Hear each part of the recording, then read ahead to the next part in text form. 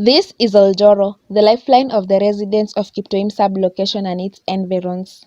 Here, donkeys carrying 20-liter jerrycans is a common sight. The spring dates back to the pre-colonial period, thus holding untold tales of how it has sustained many generations.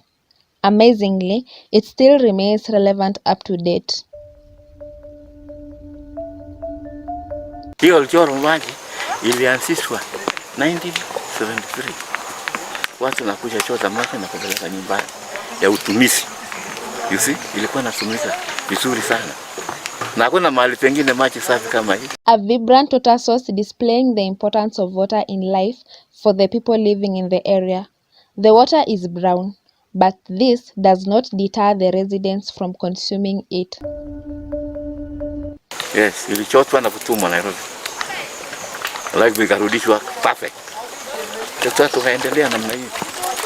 Data ile tangi ikachemka. Tunatumia maji kukunywa, kupikia. Sometimes tunaendanga mtoni ya kupea mifugo maji na kuoshea nyumba na kuoshea vyombo. The people of Kiptoim spend a lot of time in the spring. They make long queues, not forgetting they had to trek for several miles. Their work schedule is affected in order for them to get water to use in their homes. Having to rely on the spring, which is the main source of water, has proved to be a challenge felt by the residents. Huku kwetu tunatumia punda, tunaenda mtoni ambayo ni kilomita mingi kutoka huku nyumbani. Wakati mwingine pia punda inaweza potea ambayo inatufanyia tuitafute, na hiyo maji ambayo tunaendea tunapaswa kuwa na mahali pa kuhifadhi maji hiyo. Owning a donkey in the area is vital.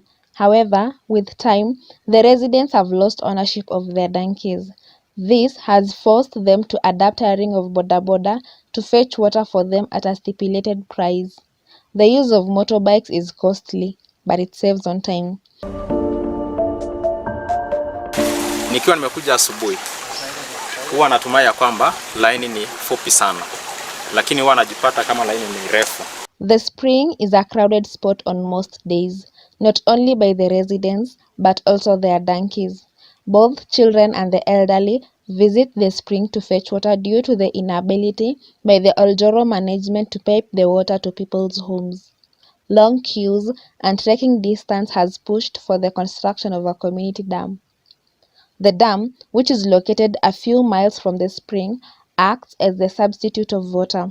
Its water is impure, thus unfit for human consumption. Nilikuwa tukipeleka ng'ombe upande ya Sageri maji na alikuwa mbali. Wakati huo mama ikienda naye ama kupeleka ng'ombe Sageri, alikuwa anaweka pipa ama mtungi kwa mkongo. Tena alikuwa tukiendaga Oljoro na ng'ombe na ya kukunywa. Even with the construction of the dam, the residents are still relying on their donkeys. This is because the water is not connected to their homes. Therefore, they are forced to depend on donkeys to carry water. They fetch the water from the shallow ends of the dam. These ends contain unclean water, but they have to make do with what they can get. Community hapa tunafaidika.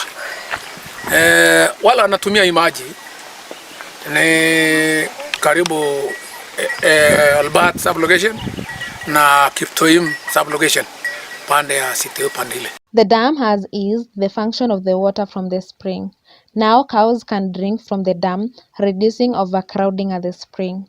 Neighboring villages do not have to travel for miles to quench their animals' thirst. Animal life such as fish can survive in the water. The residents can also use the water for irrigation.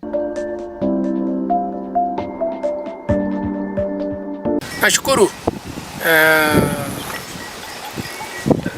watu walisaidia sisi donation.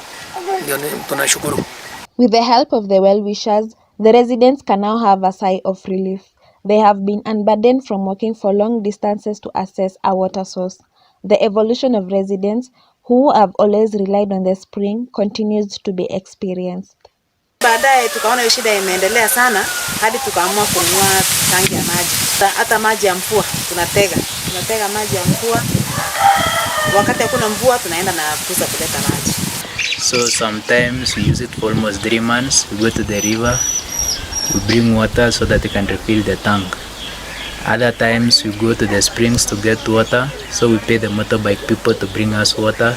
Despite the use of motorbikes, construction of the dam, and installation of water tanks that have been put in place to curb the water shortage, some of the residents are still suffering. Lack of enough storage has seen them still going to the spring for water.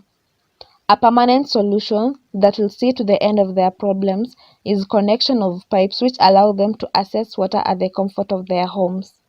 The elderly will not have to queue alongside children, the residents will not have to rely on donkeys anymore, and children will get to focus on their education. Kwa hiyo tunaomba serikali kama ingewezekana watupatie maji kutoka Chemasusi ambayo tutakuwa tukitega tu hapa nyumbani. Tunaomba viongozi wa eneo hili kwamba watusaidie tukue na maji, kwa sababu maji kuna water catchment areas nyingi sana ambapo haijakuwa tap tupate maji kwa tangi zetu. Kwa hivyo tunaomba serikali yetu, hasa viongozi wetu wa eneo la Kiptoim, watusaidie pia kwa suluhisho ambayo inadumu kama kuchimba damu ambayo itatusaidia, kwa sababu huku maji ni nadra sana kwetu na tunateseka.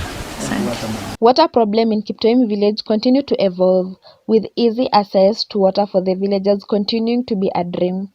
With weather patterns being unpredictable, it is high time that proper mechanisms are put in place to solve the issue.